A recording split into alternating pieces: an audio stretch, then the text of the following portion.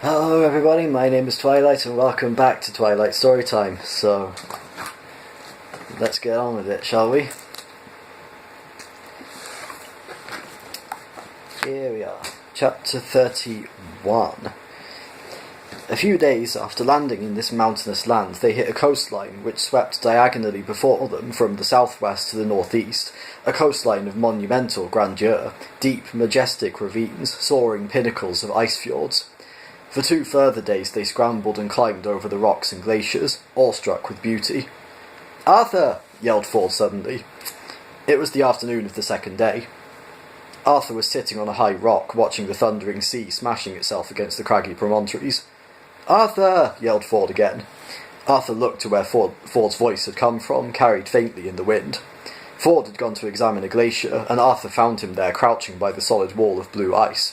He was tense with excitement. His eyes darted up to meet Arthur's.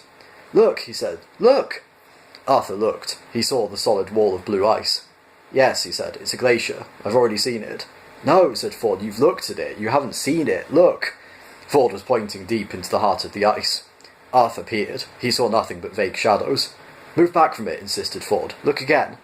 Arthur moved back and looked again. "No," he said, and shrugged. "What am I supposed to be looking for?"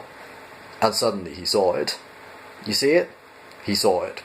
His mouth started to speak, but his brain decided it hadn't got anything to say yet and shut it again. His brain then started to contend with the problem of what his eyes told it they were looking at, but in doing so, relinquished control of the mouth, which promptly fell open again. Once more gathering up the jaw, his brain lost control of his left hand, which then wandered around in an aimless fashion.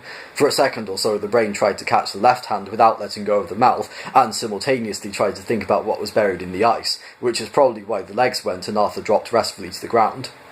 The thing that had been causing all this neural upset was a network of shadows in the ice, about 18 inches beneath the surface.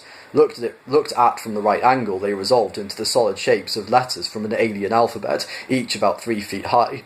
And for those like Arthur who couldn't read Magrathian, there was above the letters the outline of a face hanging in the ice. It was an old face, thin and distinguished, careworn but not unkind. It was the face of the man who had won an award for designing the coastline they now knew themselves to be standing on. And that's it. Short chapter today, but thank you everybody so much for watching this video. Let me know what you thought of it down in the comments below. Let me know if there's any other stories you want me to read. And as always, I will see you in the next video. Bye bye!